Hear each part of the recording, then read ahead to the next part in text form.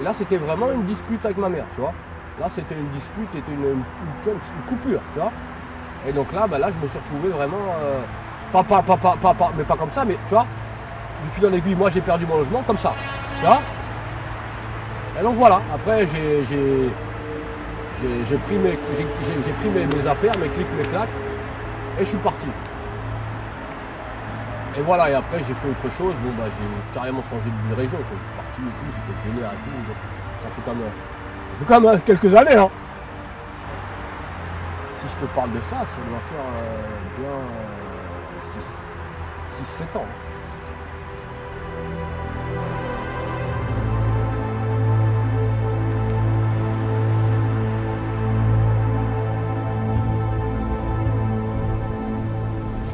C'est le fait de la séparation, je me suis trouvé dans la rue complètement, donc j'ai fait les gares, les métros.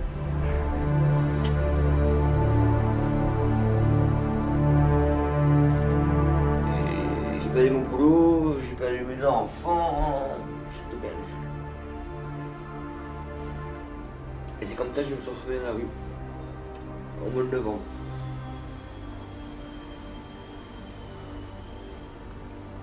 En 2010. Quand j'ai pété les plombs, je me suis retrouvée dans ce grand centre de psychiatrie de Marseille. Si les gens qui font partie du programme ne m'avaient pas envoyé cette personne qui s'appelle Émilie pour tirer la bonne enveloppe, au bout d'un moment, la psychiatrie, par rapport à la sécu, ils vous mettent dehors. Donc vous vous retrouvez encore une fois dehors. Moi, je trouve, bon, Difficile.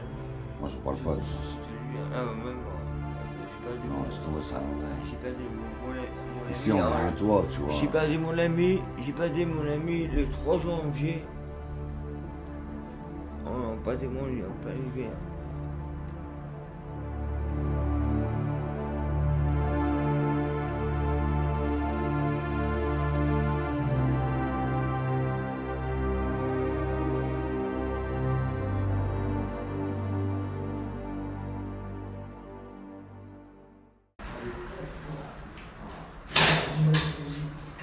D'accord, ok, très bien.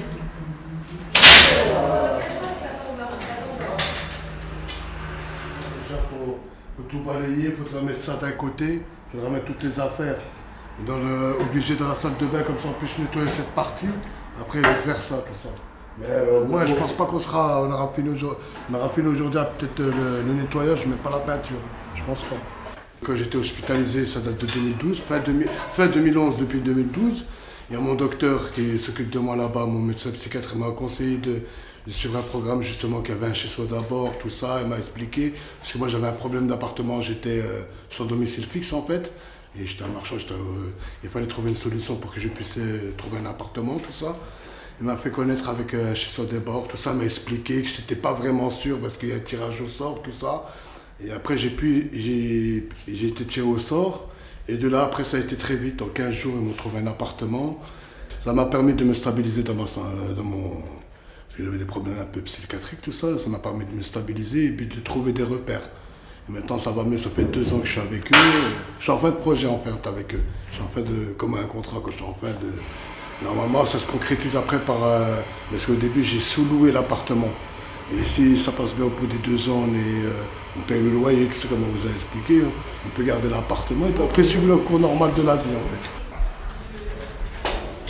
C'est un logement qui a été occupé par un de nos locataires pendant 1 an et demi.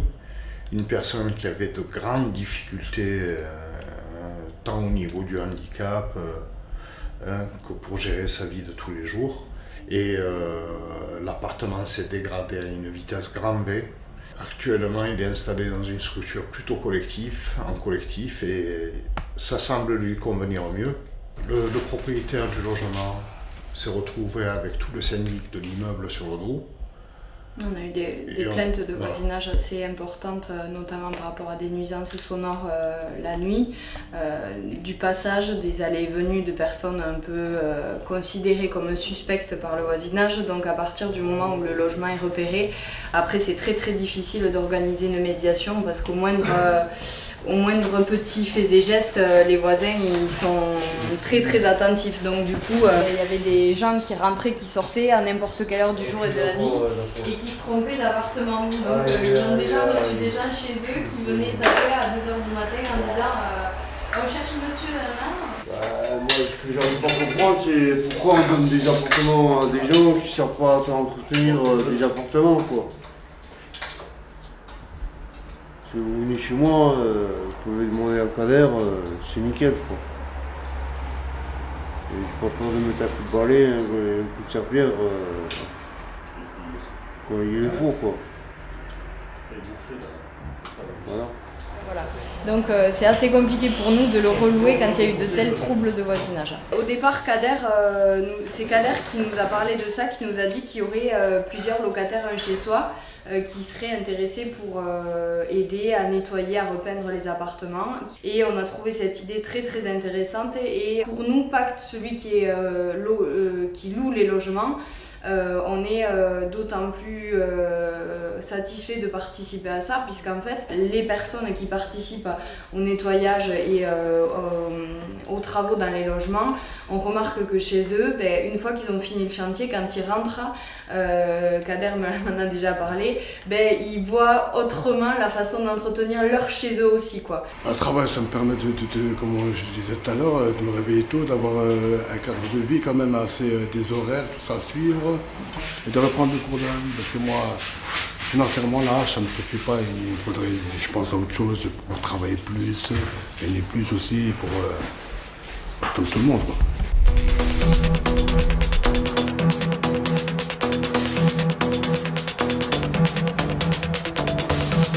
L'appartement déjà, ça c'est un grand plus parce que c'est ce qui m'aide à être posé et positif, quoi, et d'aller vers l'avant, quoi.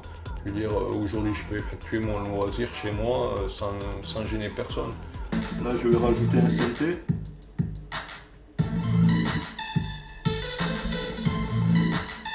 À mi-chemin, entre mer et océan, planté au pied des Pyrénées, perdu en plein pays occitan. Derrière moi, sur plusieurs peines, j'ai fait 10 ans de prison. Donc là, sur ma dernière incarcération, j'ai consulté un psychiatre et je lui ai demandé, donc, sur ma dernière incarcération, s'il pouvait m'aider à trouver un hébergement pour ma sortie. Depuis que j'ai l'appartement, je suis stabilisé. Donc j'ai arrêté les larcins, j'ai arrêté les vols, j'ai arrêté les cambriolages, j'ai arrêté la prise de drogue. C'est moi qui fais la composition, qui fait les écrits, qui fait le vocal. Je fais tout et moi ça me fait beaucoup de bien. Dernièrement, j'allais pas trop bien. Je pensais que tout le monde m'en voulait. Mon père, ma mère, ma famille, les gens que je pouvais rencontrer dans la rue. Donc je suis allé voir, je suis passé au bureau d'un chez soi d'abord, je leur en ai parlé, puis eux ils m'ont proposé cette solution-là, de rentrer sur l'hôpital Marchand à Toulouse. Là ensuite j'ai eu la prise de médicaments et puis depuis ça va bien.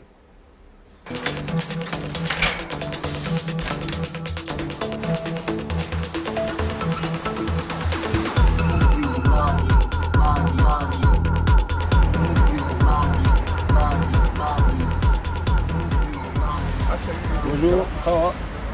Voilà les deux.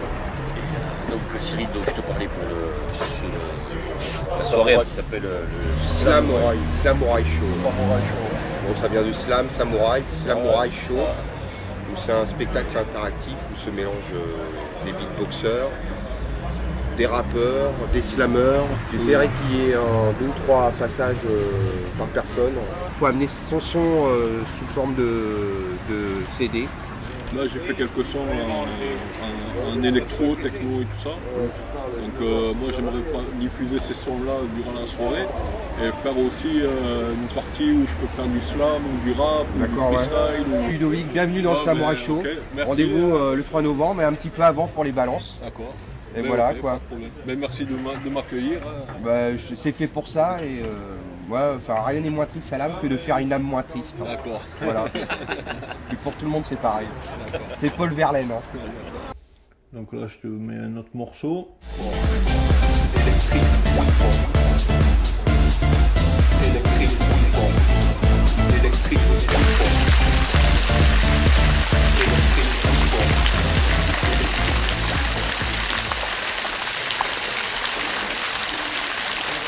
J'ai essayé une fois, mes premiers rapports avec l'art c'était quand j'étais en hospitalisation dans les activités thérapeutiques.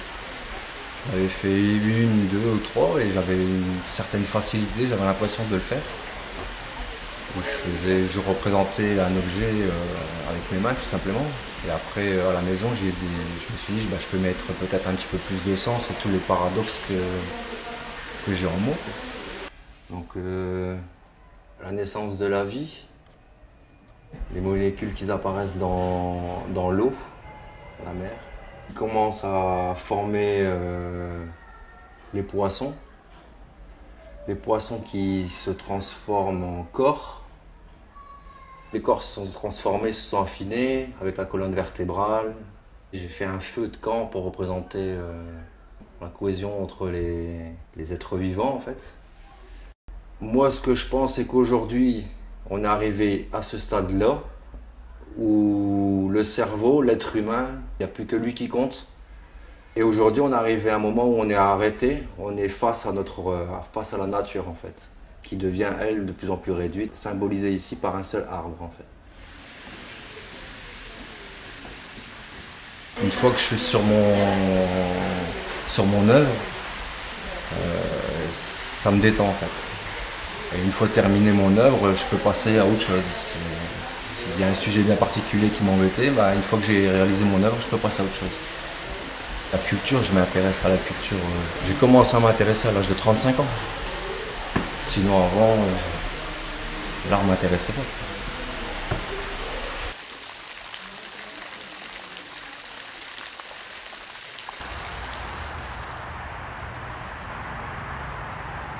Ce qui est super chez toi, c'est que, enfin ce qui est super bien sûr, c'est qu'en fait, on a quand même équipé la maison, on a été chercher quelques meubles, tu sais. Ils ont quand même, ils ont contribué comme ils ont, tu vois, tout le monde a participé et tout. Bah écoute, je m'autogère, hein. Je m'autogère, je suis bien à mes besoins. Hein. Je suis bien à mes besoins. Je trouve que je m'en sors pas mal. Je trouve que je m'en suis quand même très très bien sorti. Et que je pense que pour les mois à venir, c'est plutôt satisfaisant. C'est plutôt... ça m'enthousiasme, tu vois. T'as vu? C'est un autre cas encore, t'as vu? Où des fois je me pose le soir. Tu vois, le soir, bon voilà, le soir c'est mes coins. Je suis là et là-bas. Tu vois, ici je m'installe et tout. Je fais mes trucs, je lis mes journaux. Je fais mes trucs, j'ai mes papiers, mes stylos et tout ça, tous mes trucs pour fonctionner.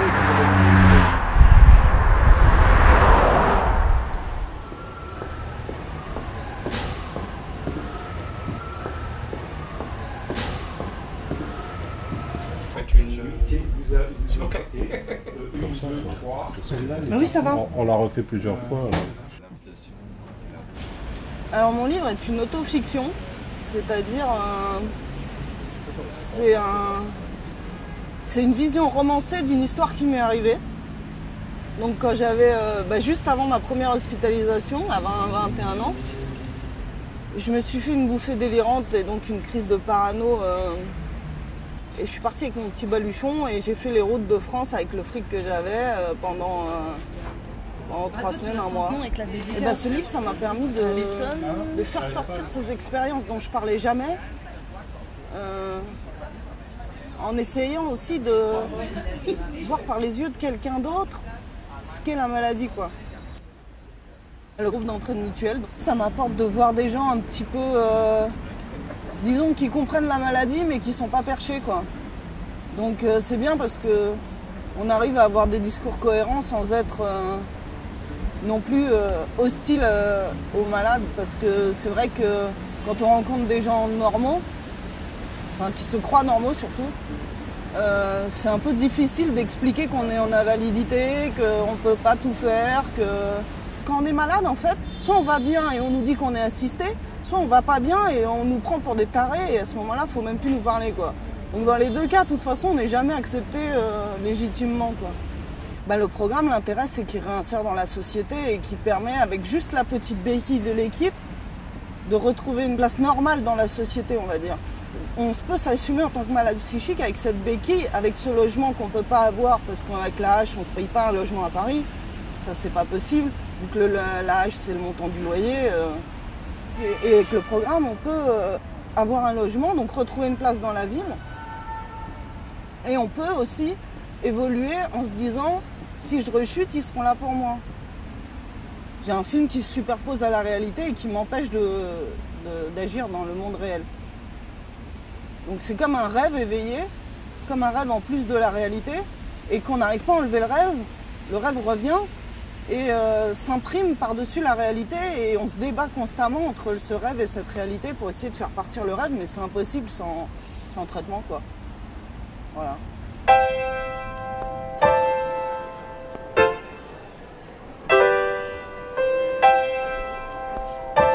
Bring me up, down, bring me up, down. Et après, quand je me suis rendu compte, c'était en moi-même cette voix. Mais moi, je croyais que j'étais sur écoute après. Mais j'avais pas conscience que c'était une maladie, qu'on pouvait entendre des voix. Je savais pas ce que c'était la maladie schizophrénie. C'est quand j'ai rencontré le programme d'H chez soi d'abord, qui, entre guillemets, je remercie, parce que ils m'ont redonné la joie de vivre parce que j'ai un logement. Je suis autonome. Je peux faire les choses que tout le monde fait, se lever le matin, déjeuner, se laver, faire ce que tout le monde fait. C'est pas pareil quand tu es dans la rue. Donc, et puis quand j'ai rencontré cette association-là, au fur et à mesure du temps, ma psychiatre, elle m'a expliqué que vous êtes schizophrène. Au début, il m'a dit, je m'appelle Nasser. Je me suis dit, écoute, ta voix, c'est pas une voix de Nasser. Il m'a dit, non, je m'appelle Benjamin, je travaille dans les renseignements généraux. Donc c'est tout ce qu'il m'a dit. Et après, on est devenus les meilleurs amis du monde. Donc j'étais à la rue, visiblement les gens ils me voyaient seule, mais moi dans ma tête, j'étais pas seule. J'étais accompagnée dans ma vie, je rigolais, je m'amusais. Comment te dire, c'était une bonne compagnie, quoi. C'était une bonne compagnie. Et puis là, je vais dans les réunions d'entendeurs de voix et je leur explique. Je leur explique que c'est une voix positive. Mais je pouvais le dire à personne parce qu'ils vont croire que tu es malade, que tu es fou, que tu n'es pas bien, qu'il faut aller te faire soigner. Mais je me fais soigner, je suis sous traitement. Mais elle est toujours là, cette voix. Donc, c'est pas quelque chose qui me dérange dans mon quotidien. Ça m'empêche pas de me lever, de me laver, de faire mon quotidien, d'accueillir des gens, ma famille, d'accueillir mon fils, m'amuser avec lui. Je le vois tous les jours, quotidiennement. Je le vois pour 1 heure, pour 2 heures. Il y a des moments où il mange avec moi. Il y a des moments où il dîne avec moi. Il déjeune avec moi. Ou bien il prend tout simplement son goûter. Le père de mon fils m'a dit, c'est toi sa mère. Peu importe où que tu sois, tu seras sa mère.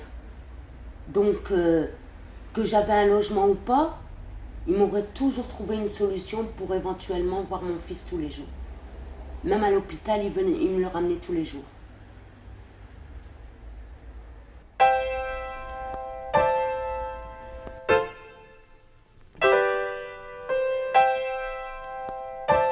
Bring me up, down, bring me up, down.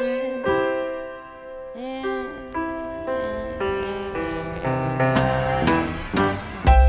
Bring me up, down, won't you bring me up? Bring them all around so they see me work. Bring me up, down, won't you bring me up? J'ai connu le H chez soi d'abord Et depuis la rencontre, tout a changé pour moi. Parce que de rien, je me suis retrouvé avec un toit sur la tête. Le chez soi, il nous aide à carrément nous intégrer et à avoir nos propres logements. Et chose qui m'a aidé, parce qu'ils m'ont sorti de la rue. Une fois qu'on a le logement, si on paye le loyer et qu'on garde le logement propre, il n'y a pas de souci, quoi. Et on est suivi, ils viennent nous voir une fois par semaine. Et là, avec eux, on voit si on a besoin de quelque chose, s'il nous manque quelque chose. Et voilà, ils voient si aussi au niveau de la santé, ça va, quoi. Bah, en fait, maintenant que j'ai le logement, il me manque plus que le travail. Pôle emploi, j'y suis inscrit, mais mis à part à mes recherches personnelles, il n'y a rien. Et encore, moi, dans mon domaine, il n'y a pas tant d'offres que ça. Donc, c'est pas évident. Et Working First, justement, sont là pour nous aider à trouver les sociétés qui correspondent à nos domaines et à nos recherches. Le CV, là, il est mis à jour. D'accord, ouais. Du coup, ça c'est bien parce qu'au moins on peut rentrer dans les démarches un peu plus actives, c'est-à-dire aller déposer des CV. Donc, le programme Work First, c'est un programme qui a été mis en place aux États-Unis dans les années 90. Via et moi-même, on est partis à Montréal pour se former. Donc, le principe du programme Work First, c'est un accompagnement à l'emploi et dans l'emploi à durée illimitée. En milieu ordinaire, c'est-à-dire qu'on ira chercher du travail auprès des entreprises du marché du travail classique. Est-ce que toi tu as une idée de où est-ce que tu auras envie de travailler, dans quelles entreprises tu aimerais travailler? Bah, je vais essayer les entreprises dans lesquelles j'ai déjà travaillé pour voir s'ils ne recherchent pas en ce moment déjà. Ouais, super. Et sinon, d'autres entreprises d'espace vert, quoi, parce que je recherche dans ce domaine-là et pour le moment, j'ai toujours envie de travailler dans ce domaine, quoi. Moi, j'étais pas un clochard, mais presque. Mais c'est vrai que j'étais dans un état d'esprit sombre. C'est-à-dire que j'avais pas de lumière qui me guidait, quoi.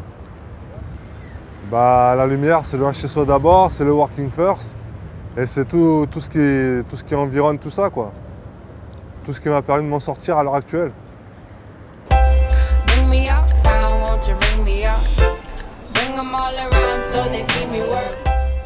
Depuis que je suis dans l'appartement, j'ai que des évolutions évolutives au niveau des démarches administratives, des démarches d'emploi.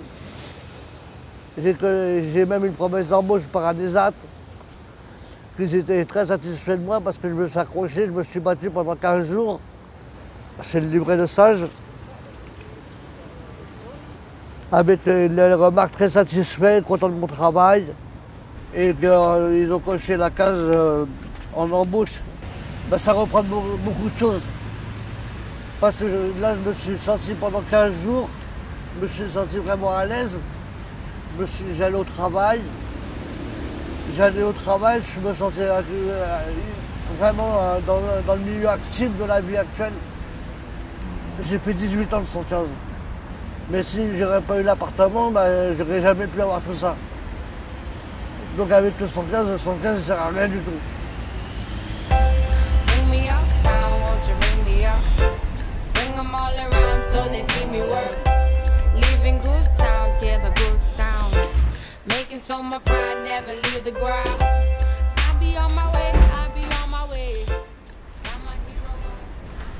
Le logement m'a énormément aidé.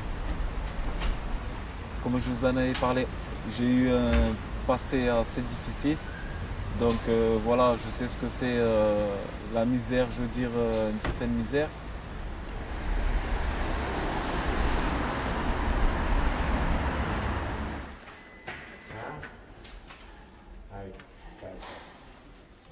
Bonjour.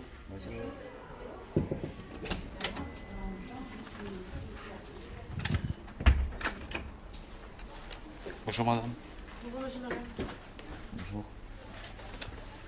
Alors, c'est pour l'entreprise Canu. D'accord. Donc ils vous attendent mercredi. Ça va être pour un chantier de peinture. D'accord.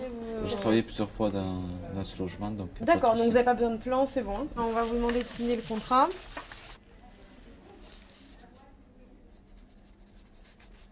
Voilà, merci. Il y a un exemplaire pour vous. Ouais. Et puis il y a un exemplaire... L'intérim, ils sont fiers de moi. D'ailleurs, ils me le disent tous. Parce que je bosse bien, tout ça. Et ça me rapporte le bonheur, moralement. Bon, bah, bonne mission. Merci, merci. N'hésitez pas, s'il y a quoi que ce soit, vous D'accord. nous appelez. Je vous souhaite bonne journée. Merci, à bientôt, au revoir. Merci, à bientôt. Au revoir. Et financièrement, ça y contribue aussi.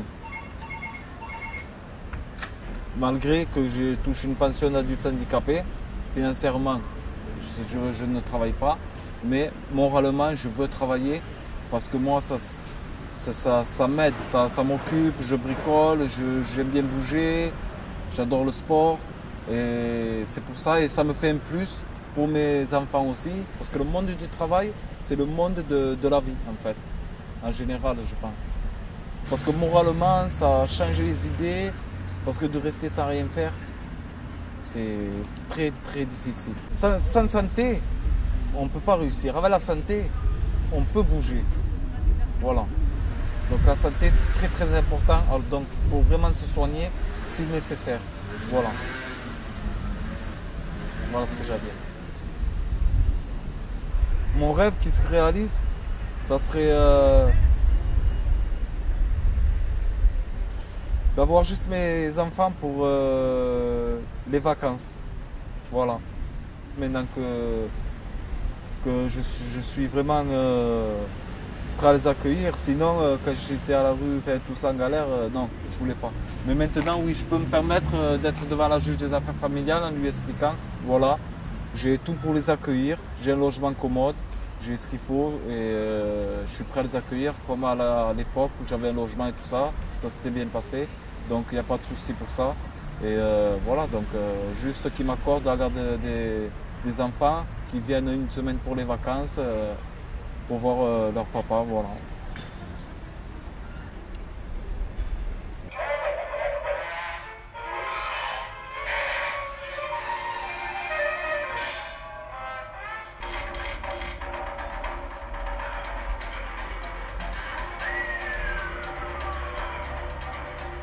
Déjà, j'ai mon appartement. Je paye même une petite télé. C'est pas comme. Puis on n'est pas à plusieurs, quoi. Ça, c'est ce qui me plaît bien. Chacun chez soi. Il n'y a pas de problème. Je les vois une fois par semaine. C'est pas trop. Je suis pas emmerdé. Ça se passe bien avec eux. Un an, ça m'a aidé, le 115, ça sert à rien. Puis la rue, j'en avais marre, j'en ai fait 14 ans. Donc. Puis ils donnent pas d'appartement, le 115, hein. C'est que des foyers. Non, je préfère ici, c'est mieux. Hein. Moi, j'ai ma liberté ici. Si j'ai envie de partir, je peux. Ah là, puis que je suis avec chacun chez soi, bah, j'ai arrêté là, le pastis. Ouais, je bois encore un peu de bière, mais pas tous les jours.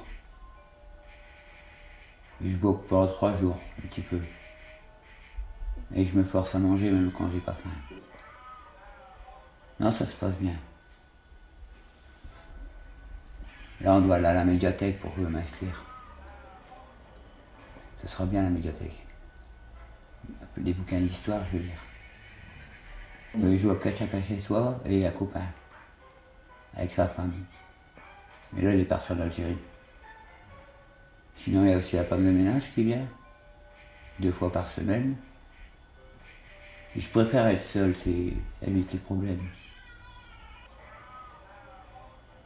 Pour recommencer à boire et être avec du monde, c'est pas la peine.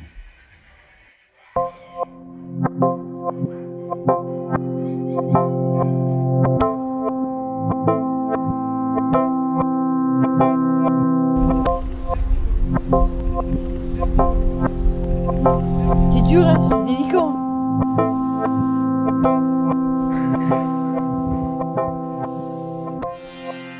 Et ça fait un an maintenant que j'avais commencé moi, le 10 octobre. Et là, ça finit là, le 10 octobre. Ça fait déjà un an, là, ça y est, c'est passé, quoi.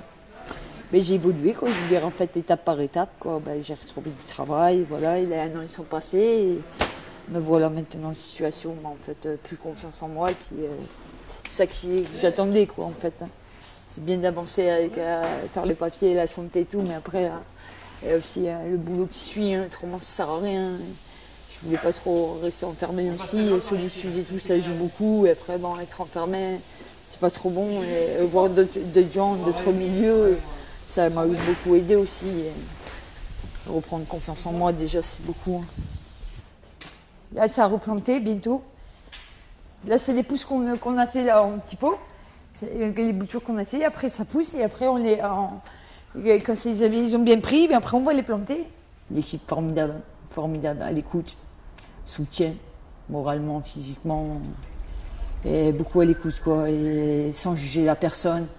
Et ça m'a beaucoup aidé, quoi, parce que ils sont pareils que nous, quoi. En fait, ils sont pas au-dessus, ils se tapent pas au-dessus, dire moi je suis, non, loin de là, quoi. En fait, on les tutoie, on les voit, on peut parler de tout. Je suis contente d'en arriver là et puis voir ce move, quoi, en fait. Voilà, ça c'est clair. J'avais déjà décidé en partant, en m'engageant avec eux, et je savais où j'allais.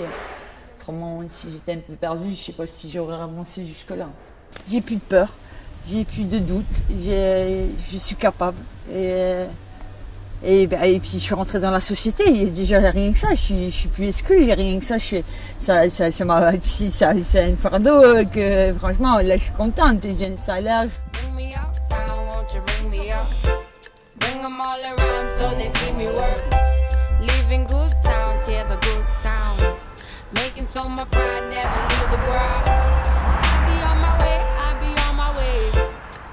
Hero on trying to save the day. Living for the king, living for the king. Hope to see the day that the kingdom reigns. I know you can see the light that shines through these rays. I'm spreading my peace. I hope you take this from me.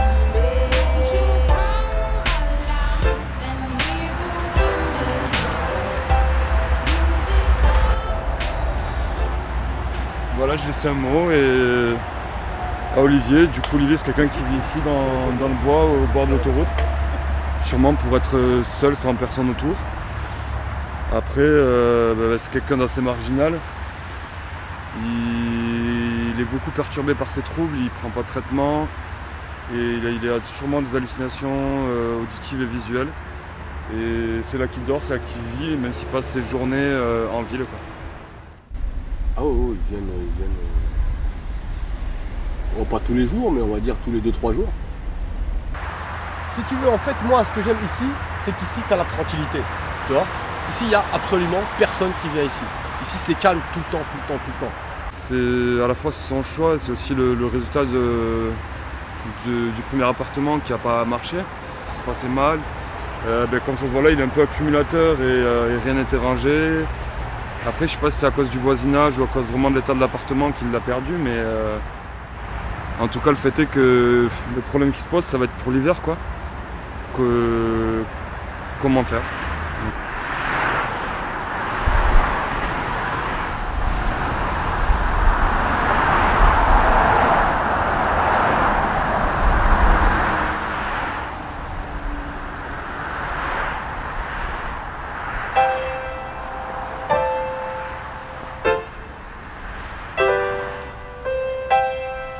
Ça a fonctionné? Ouais. Bring me uptown, bring me uptown.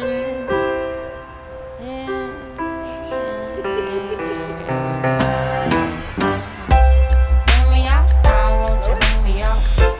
Bring them all around so they see me work. Bring me uptown, won't you bring me up? Let me tell you my story. Bring me uptown, won't you bring me up? Bring them all around so they see me work. Living good sounds, yeah, the good sounds. C'est surtout moi, c'est pour moi quel plaisir, c'est sûr.